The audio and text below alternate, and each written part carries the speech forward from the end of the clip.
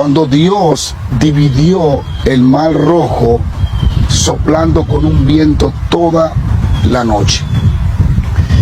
Sin embargo, lo que Dios usa para librar a su pueblo de una matanza o de una esclavitud que los egipcios querían hacerle a Israel cuando estaban frente al mar Rojo, fue una vara, un palo, claro, no como este, era diferente, pero algo similar, una vara.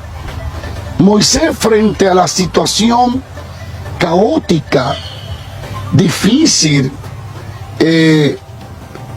dura que está enfrentando, tiene a todo Egipto, todo el ejército de Egipto detrás, tratando de destruir a Moisés y a todo el pueblo. El pueblo no tiene armadura para defenderse, es un pueblo hebreo que lo que sabe es trabajar con el campo, con la siembra, con ganado, y ahora le creyó a Dios y le creyó al hombre de Dios y está frente al mar Rojo.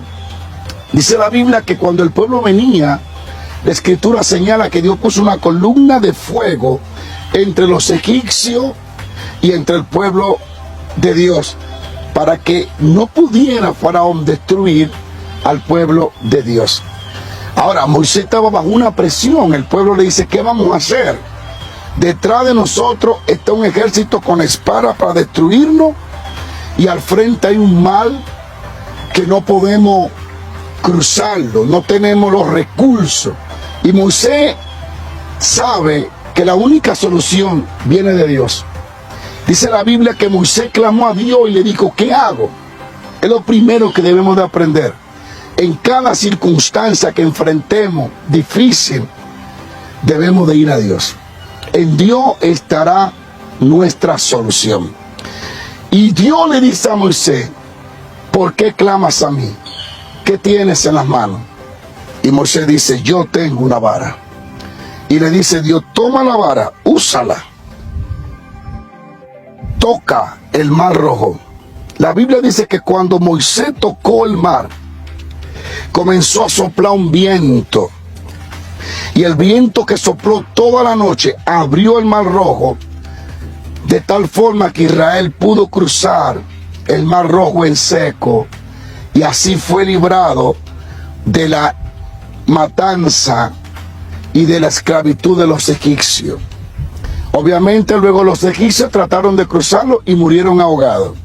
Pero la enseñanza y el punto acá es que Dios usa algo tan simple para hacer algo tan extraordinario. Un palo. Dios le dice, cuando uses el palo, mi poder se va a desatar y va a venir un viento que va a soplar.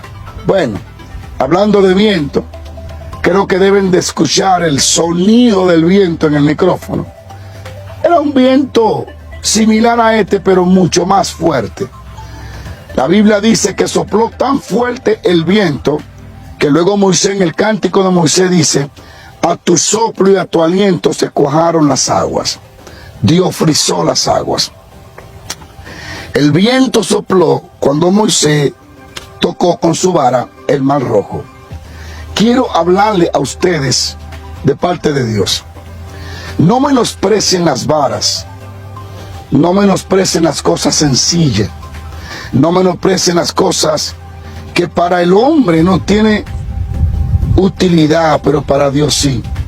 Dios es un Dios que usa cosas simples para traer cosas grandes. Y les quiero decir 3 cosas rapidito.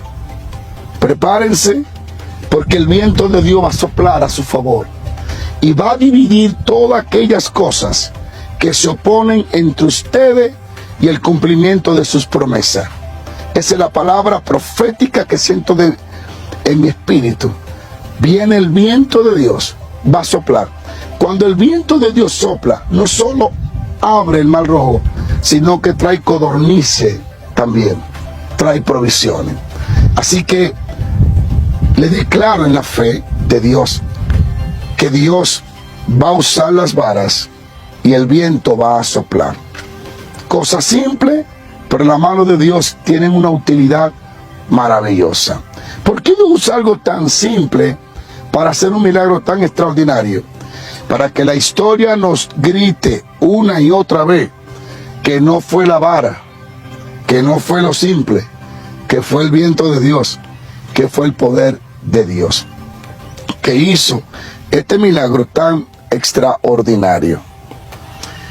Yo recuerdo una vez, y con esto concluyo, estaba orando, me fui a un lugar a sola, tenía como 17, 18 años de edad, y me fui a un monte a orar y a pasar 3 días en ayuno.